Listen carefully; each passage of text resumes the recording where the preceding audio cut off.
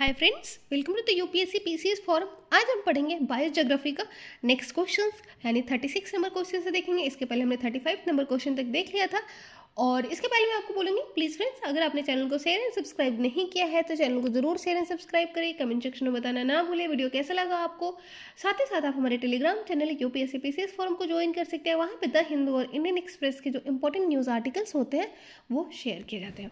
चलिए स्टार्ट करते हैं 36 नंबर क्वेश्चन से। Which of the following statement is incorrect about the Ladakh cold desert. तो इनमें से कौन सा स्टेटमेंट जो है वो इनकरेक्ट है regarding the Ladakh cold desert region से, वो हमें बताना है।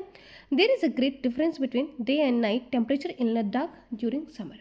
It is characterized by growth of poplar and willows. Most of the cultivation of wheat and barley take place in the winter season. Agriculture is complemented by animal husbandry with rearing of sheep, goat और yak. हमें बताना है यहाँ पे कौन सा statement जो है वो इनकरेक्ट है। तो पहला है there is a great difference between day and night temperature in Ladakh during summers. यहाँ पे समर की बात की जा रही है। समर में डे और नाइट के टेम्परेचर में बहुत ज़्यादा डिफरेंस होता है, तो ये बिल्कुल सही बात है। लद्दाख कोल्ड डेजर्ट रीजन की हम बात कर रहे हैं। सेकेंड जो क्वेश्चन है, it is characterize by growth of poplar and willows. ये भी बिल्कुल सही बात है कि इसका जो कैरेक्टरिस्टिक्स होता है वो क्या होता है, ग्रोथ ऑफ पॉपुलर और विलोज का होता है। थर्ड स्टेटमेंट जो है, most of the cultivation of wheat and barley takes place in winter season. नहीं, मोस्ट ऑफ द जो कल्टिवेशन होता है व्हीट और बार्ले का वो विंटर सीजन में नहीं होता है, वो समर सीजन में होता है। और व्हीट और बार्ले जो होता है वो कोर्स ग्रेन होता है, कोर्स ग्रेन होता है। Agriculture is complemented by animal husbandry with rearing of sheep, goat and yak. बिल्कुल सही बात है कि एग्रीकल्चर जो है वो कॉम्प्लीमेंट किया जाता है एनिमल हस्बेंड्री के साथ में रियरिंग ऑफ शीप, गोट और याक को। ऑप्शन नंबर थर्ड हमारा इनकरेक्ट स्टेटमेंट है, क्योंकि ये विंटर सीजन नहीं होगा, समर सीजन होगा। तो लद्दाख जो है वो कोल्ड डेजर्ट रीजन है, क्योंकि वो व्हीट और बार्ले जो है वो एक ट्रेडिशनल क्रॉप होता है लद्दाख का। और इसको कब उगाया जाता है, इसको उगाया जाता है समर सीजन में। और ग्रेन को ग्रो किया जाता है डुअल पर्पज के लिए, फूड और फॉडर दोनों के लिए। 37 नंबर क्वेश्चन देख लेते हैं। Consider the following statement about mean latitude grassland यानी टेम्परेट ग्रासलैंड के बारे में बताना है कि उसका क्या, उसके रिगार्डिंग कौन सा स्टेटमेंट जो है वो करेक्ट है। Rainfall in this region is mostly convective in nature. Trees are absent in this region. It is characterized by occurrence of black soil containing high organic matter. हमें बताना है यहाँ पे कौन सा स्टेटमेंट जो है वो करेक्ट है। तो पहले रेनफॉल जो होता है वो मोस्टली कन्वेक्टिव नेचर का होता है, बिल्कुल सही बात है। दूसरा जो है कि ट्रीज जो होते हैं वो एब्सेंट होते हैं इस रीजन में, ये भी बिल्कुल सही बात है। और ये इनका जो कैरेक्टरिस्टिक्स होता है वो किस चीज़ पर डिपेंड करता है, ये डिपेंड करता है black soil containing high organic matter, तो ये भी बिल्कुल सही बात है। मतलब 1, 2, 3 तीनों ही स्टेटमेंट यहाँ पे करेक्ट है। ऑप्शन नंबर डी हो जाएगा राइट आंसर। तो temperate grasslands are characterized as having grasses as the dominant vegetation. तो ग्रासेस जो होता है यहाँ का डोमिनेंट वेजिटेशन होता है, और ट्रीज और लार्ज श्रब्स जो होते हैं वो एब्सेंट होते हैं यहाँ पर। टेम्परेचर जो होते हैं वो वेरी करते हैं more from summer to winter, and rainfall in this region is mostly convective in nature. Rainfall जो होता है वो कन्वेक्टिव नेचर का होता है, और टेम्परेचर जो है वो वेरी करता है समर से विंटर के बीच में। ब्लैक सॉइल जो होता है वो ह्यूमस रिच होता है। एक चीज़ ध्यान में रखेंगे कि मेनली जो ब्लैक सॉइल जो टेम्परेट रीजन में पाए जाते हैं वो ह्यूमस रिच होते हैं, लेकिन हमारे यहाँ ब्लैक सॉइल जो होते हैं, हमारे प्लेट्यू रीजन में जो ब्लैक सॉइल पाए जाते हैं वो एक्चुअली में टिटेनिफेरस की वजह से उनका जो कलर होता है वो ब्लैक होता है, ना कि ह्यूमस की वजह से। तो ये आपको बहुत अच्छे से ध्यान रखें। जनरली जो ब्लैक सॉइल पाए जाते हैं वो हाई ऑर्गेनिक मैटर यानी ह्यूमस रिच होते हैं। मिड लैटिट्यूड ग्रासलैंड सॉइल जो होते हैं extensively use for growing grain और raising livestock. Mid latitude grasses are found in the middle latitude and of both of the hemisphere. Next देख लेते हैं। 38 नंबर क्वेश्चन है, match of the following list correctly and choose the correct code. हमें correct code choose करना है। यहाँ पे दिया हुआ है रीजन, दिया हुआ है टेम्परेट और region. Temperate grasslands and region का velds, downs, pampas and steppe. Argentina, South Africa, Central Asia and Australia. तो वेल्स जो है वो कहाँ से बिलोंग करता है, वेल्स जो है वो आपका साउथ अफ्रीका से बिलोंग करता है। डाउन्स है जो वो ऑस्ट्रेलिया से बिलोंग करता है, सॉरी डाउन्स जो है वो Argentina, velds South Africa, downs Argentina, pampas velds South Africa, downs Australia, sorry क्यों गलत हो जा रहा है, velds South Africa, downs Australia, pampas Argentina and steppe जो है वो सेंट्रल एशिया से बिलोंग करते हैं। ऑप्शन नंबर डी हो जाएगा हमारा right answer. Temperate grassland of south Africa को क्या बोलते हैं, वेल्स कहते हैं, और ये ओपन फ्लैट लैंड में ग्रो होते हैं और यहाँ पे कोई भी ट्रीज नहीं होते। ध्यान रखेंगे कि मेनली जो ग्रासलैंड्स वाला रीजन होता है ना, वो उसमें जो डोमिनेंट जो पार्ट्स होता है, डोमिनेंट जो वेजिटेशन होता है वो ग्रासलैंड्स होते हैं, ठीक है। Downs are temperate grassland in Australia, located है वो west of South East Queensland में। It is mostly treeless grasslands, covered होते हैं ये ब्लैक एग्रीकल्चर सोइल से। पंपास जो है टेम्परेट ग्रासलैंड है अर्जेंटीना, और अर्जेंटीना कहाँ पाया जाता है, साउथ अमेरिका में। ये भी फ्लैट फर्टाइल प्लेन्स होते हैं, कवर होते हैं ये ग्रासेस से। स्टेपी टेम्परेट ग्रासलैंड्स होते हैं, ये पाए जाते हैं ईस्टर्न यूरोप और सेंट्रल एशिया में, और यहाँ पे ड्राई और ग्रासी प्लेन होते हैं। 39th नंबर क्वेश्चन देख लेते हैं। Which of the following statement is correct regarding the grasslands, इनमें से कौन सा स्टेटमेंट जो है वो करेक्ट है रिगार्डिंग द ग्रासलैंड्स के हमें बताना है। The grassland located in the interior of North America called prairies, prairies are borne by Rocky Mountains in west and Great Lakes in the east. हमें बताना है यहाँ पे कौन सा स्टेटमेंट जो है वो करेक्ट है। ध्यान रखेंगे प्रेरीज जो है ये अगर आपका अमेरिका है तो ये आपका रॉकी माउंटेन है, फिर यहाँ पे ग्रेट लेक है, और ये जो है ये वाला जो रीजन है वहाँ पे आपको प्रेरीज मिलते हैं। तो पहला स्टेटमेंट जो है कि ये interior region of North America में पाया जाता है, बिल्कुल सही बात है। एक्चुअली जब आप ये पढ़ेंगे ना तो आप मैप को ज़रूर फॉलो करते रहेंगे, इसलिए आपको ईजी होगा समझने में। Prairies are borne by Rocky Mountain in the west and Great Lakes in the east.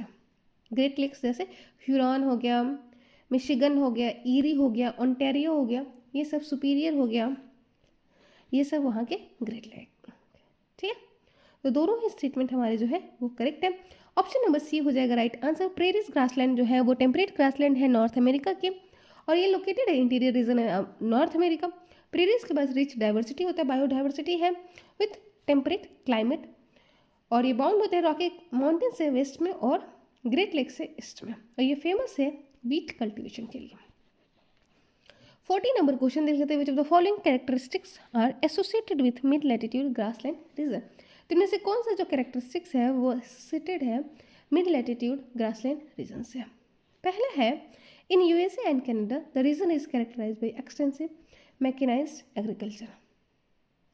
The wheat and maize grown in USA and Canada region is mostly consumed in domestic market. In Australia and New Zealand, this region as commercialized pastoral industry. हमें बताना है यहाँ पे कौन सा statement जो है वो करेक्ट है regarding mid latitude grassland region. तो पहला स्टेटमेंट जो है वो बिल्कुल करेक्ट है कि यूएसए और कनाडा में रीजन जो होता है वो कैरेक्टराइज होता है मेनली एक्सटेंसिव मैकेनाइज्ड एग्रीकल्चर। वहाँ पे एग्रीकल्चर जो होता है एक्सटेंसिवली किस चीज़ पर, मशीन्स के ऊपर मैकेनाइजेशन होता है वहाँ पे एग्रीकल्चर का, इसलिए पहला स्टेटमेंट बिल्कुल करेक्ट है। सेकेंड स्टेटमेंट देखते हैं। Wheat and maize grown in USA and Canada region is mostly consume domestic market, ये है स्टेटमेंट हमारा गलत है। कमर्शियल ग्रेन ग्रो किया जाता है, ना कि डोमेस्टिकली उसको यूज़ किया जाता है। ऑस्ट्रेलिया और न्यूजीलैंड में ये रीजन जो होता है कमर्शियल पेस्टोरल इंडस्ट्री को प्रमोट किया जाता है, यहाँ पे मैकेनाइज्ड एग्रीकल्चर और यहाँ पे पेस्टोरल इंडस्ट्री को, ठीक। तो 1 और 3 ना सही है, सेकंड स्टेटमेंट हमारा रॉन्ग है। प्रेरीज जो होते हैं वो इकोसिस्टम का पार्ट है, टेम्परेट ग्रासलैंड का पाए जाते हैं वो यूएसए और कनाडा में। Extensive mechanized commercial grain farming होती है यहाँ पे। ऑस्ट्रेलिया और न्यूजीलैंड में कमर्शलाइज पेस्टोरल इंडस्ट्री होती है, और यहाँ पे फेयर और सुटेबल क्लाइमेटिक कंडीशन पाया जाता है, बेटर मैकेनाइजेशन होता है।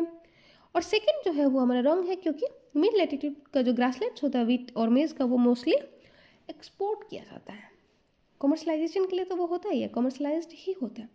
41 नंबर क्वेश्चन देख लेते हैं। Which of the following is are characteristics of commercial pastoral agriculture practice in the mid latitude region, तो इनमें से कौन सा जो है वो कैरेक्टरिस्टिक कमर्शियल पेस्टोरल एग्रीकल्चर का जो प्रैक्टिस होता है मिड लैटिट्यूड ग्रासलैंड रीजन में, हमें बताना है यहाँ पे कौन सा स्टेटमेंट जो है वो करेक्ट है।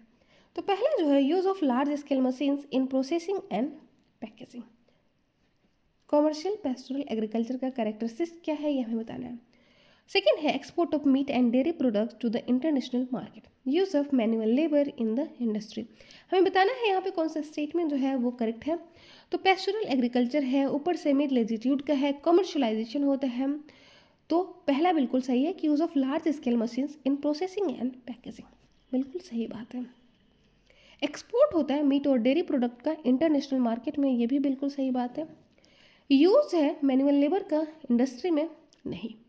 मैकेनाइजेशन है, यहाँ पे मेनली मैकेनाइजेशन होता है, तो इसीलिए सी जो है वो हमारा रॉन्ग हो जाता है। डी ऑप्शन नंबर ए, मतलब ए और बी जो है वो करेक्ट होगा। Extensive mechanization commercial agriculture grain farming जो होता है प्रैक्टिस होता है मिड लैटिट्यूड ग्रासलैंड रीजन में, और वहाँ पे शॉर्टेज होता है लेबर का, और प्रोडक्शन ऑफ फूड ग्रेन जो होता है वो एक्सेसिव होता है, और इसीलिए वहाँ पे मशीन्स का हाई मात्रा में यूज़ किया जाता है। लाइव स्टॉक जो है वो रियर किया जाता है लार्ज फॉर्म में ऑन दिस एरिया, जिनमें से काउज होते हैं, सीप होते हैं, वो इंपॉर्टेंट होते हैं। मिल्क और डेयरी प्रोडक्ट भी यहाँ पे एक्सपोर्ट होता है। 42nd नंबर क्वेश्चन देख लेते हैं। 42nd number question which of the following is are characteristics of cool mid latitude western margin region. Cool mid latitude western margin region. Westerly wind influence the climate of this region throughout the year. Rainfall is mainly cyclonic and maximum rain occurs in winter. Evergreen vegetation is found in this region. हमें बताना है यहाँ पे कौन सा statement जो है वो करेक्ट है। पहला स्टेटमेंट बिल्कुल करेक्ट है कि जो वेस्टर्ली विंड इन्फ्लुएंस करते हैं क्लाइमेट को किस रीजन में, थ्रू आउट द रीजन। बिल्कुल मिड लैटिट्यूड में, cool mid latitude western margin जो होता है वहाँ पे वेस्टर्लीज विंड का इम्पॉर्टेंट रोल प्ले होता है, तो पहला बिल्कुल सही है। रेनफॉल जो होता है मेनली साइक्लोनिक होते हैं, मैक्सिमम रेनफॉल अकर होते हैं विंटर में। आपको पता है कि जो वेस्टर्ली विंड क्या करते हैं, वेस्टर्ली मिड लैटिट्यूड में क्या होता है, वेस्टर्ली इन्फ्लुएंस करते हैं रेनफॉल अकर होने के लिए, कब, विंटर सीजन में, ठीक है। क्योंकि इस टाइम पे क्या होता है, जो सन का डाउनवर्ड मूवमेंट होता है, और इसके रिगार्डिंग मैंने काफ़ी अच्छे से समझाया हुआ है आपको क्लाइमेटोलॉजी में। Evergreen vegetation is found in this region, evergreen vegetation नहीं पाया जाता है, इसीलिए थर्ड स्टेटमेंट जो है वो हमारा रॉन्ग हो जाता है। 1 और 2 जो है वो हमारा करेक्ट आंसर है। Western margin region because region of this type are found on the western margin of the continent in the permanent zone of the westerlies, और ये जो जोन है वो इन्फ्लुएंस में आता है वेस्टर्ली विंड्स के through out the year. Winters जो होते हैं वो वार्मर होते हैं, एनुअल रेनफॉल जो होता है वो हायर होता है than in cool east margin region. तो कूल ईस्ट मार्जिन रीजन से जो यहाँ पे विंटर होता है वो वार्मर होता है और एनुअल रेनफॉल होता है। Rainfall is of mainly cyclonic origin और अकर होता है through out the with the maximum in winter. यहाँ का जो फॉरेस्ट होता है वो डेसिडियस फॉरेस्ट होता है, कॉनिफेरस पाया जाता है हिल्स रीजन में। 43rd नंबर क्वेश्चन देख लेते हैं। 43rd नंबर क्वेश्चन कहते हैं which of the following statement is correct about the warm mid latitude east margin region. तो कौन सा स्टेटमेंट जो है वो करेक्ट है regarding the warm mid latitude east margin region. During winter season rainfall occurs through trade winds, during summer season rainfall occurs through westerly winds. The original agriculture of China is characterized with the intensive commercial farming in this region. The Occidental agriculture of USA specializes in cultivation of corn, tobacco and cotton in this region. हमें बताना है यहाँ पे कौन सा statement जो है वो करेक्ट है regarding warm mid latitude east margin region. तो यहाँ पे पहला जो है वो बिल्कुल गलत है कि विंटर सीजन में रेनफॉल जो अकर होता है थ्रू ट्रेड विंड, नहीं, वेस्टर्लीज होती है। During summer rainfall occur through westerly wind, नहीं, ये भी गलत है।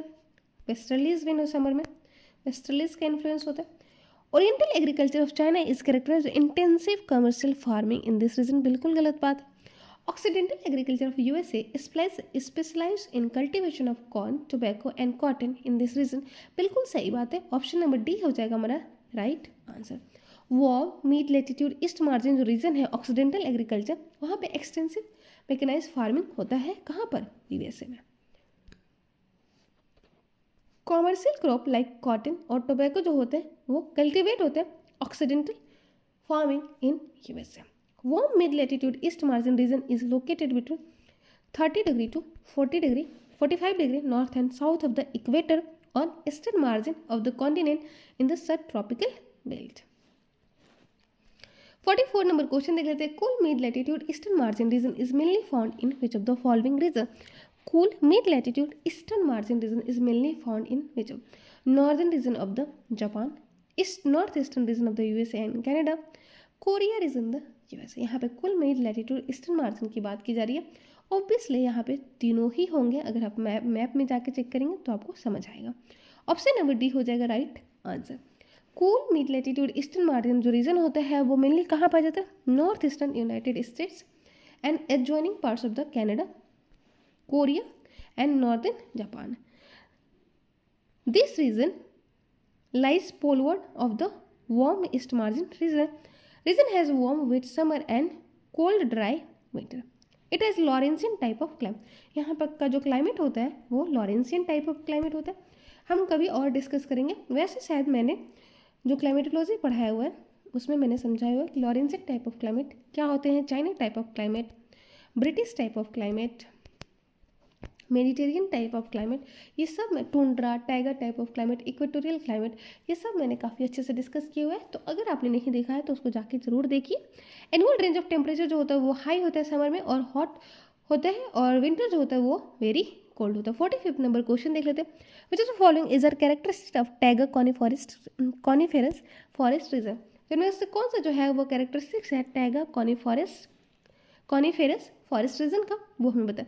Nomadic herding and subsistence agriculture, short and warm summer and long cold winter, lumbering in the winter and fishing in the summer. तो यहाँ पे कौन से जो है वो कैरेक्टरिस्टिक्स है टैगा कॉनिफेरस फॉरेस्ट रीजन का?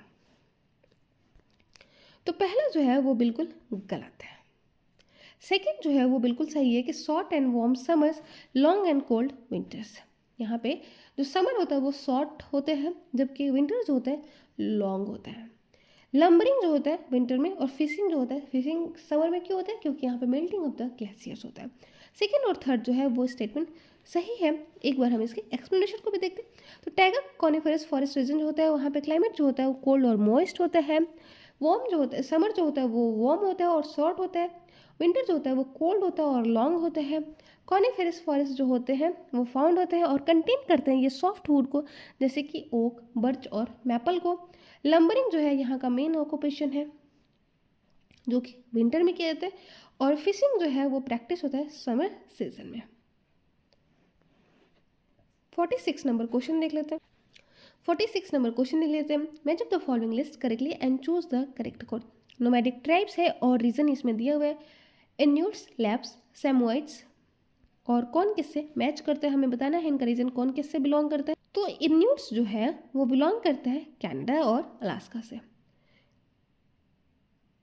लैप्स जो है वो स्कैंडिनेविया से, और सैमोइड्स जो है वो साइबेरिया से है. तो ये आप ध्यान रखेंगे, ये इनके नोमैडिक ट्राइब से. कभी कभी यूपीएससी के एग्जाम में ये डायरेक्टली पूछा जा सकता है अगर ये न्यूज़ में रहते हैं तो.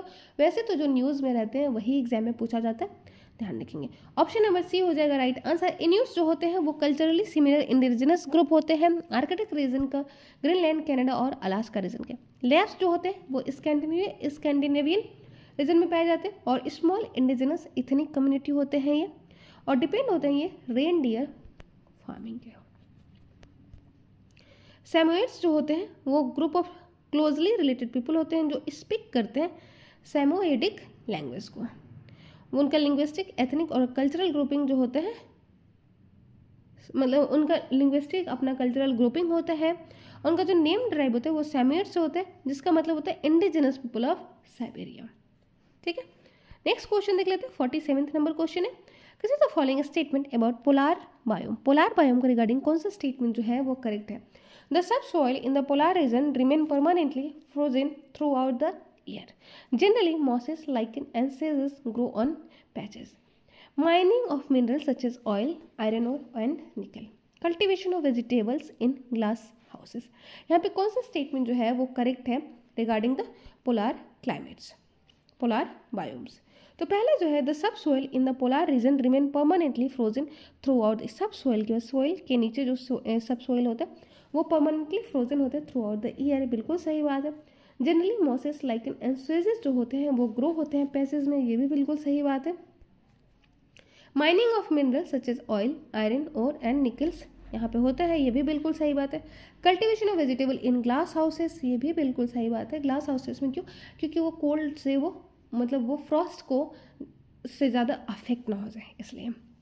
तो ऑप्शन नंबर डी हो जाएगा राइट आंसर। पोलर बायोम का जो विंटर होता है वो लॉन्ग होता है। एनुअल टेम्परेचर जो होता है मोस्टली बिलो फ्रीजिंग होता है। ग्राउंड जो होता है हमेशा फ्रोजन होते हैं। क्लाइमेट जो होता है बहुत ज़्यादा कोल्ड होता है। और ट्रीज और प्लांट जो होते हैं वो ग्रो नहीं कर पाते हैं। सिर्फ मॉसेस, सीजर्स और लाइकेंस ही यहाँ पे पाए जाते हैं। मोस्ट पॉपुलर जो मिनरल होते हैं पोलर रीजन में वो होते हैं ऑयल, कोल, आयरन और जिंक, लीड, निकल। और इसीलिए इन मिनरल्स का यहाँ पे माइनिंग किया जाता है। टेम्परेचर जो यहाँ होते हैं वो हमेशा 0 डिग्री सेल्सियस से नीचे होते हैं। और फार्मिंग है यहाँ पे काफ़ी डिफिकल्ट, ठीक है। लेकिन वेजिटेबल्स को ग्रो किया जाता है ग्लास हाउसेस में। तो आई होप आप लोगों को बायो ज्योग्राफी अच्छे से समझ आया है। Thank you so much, bye, good night.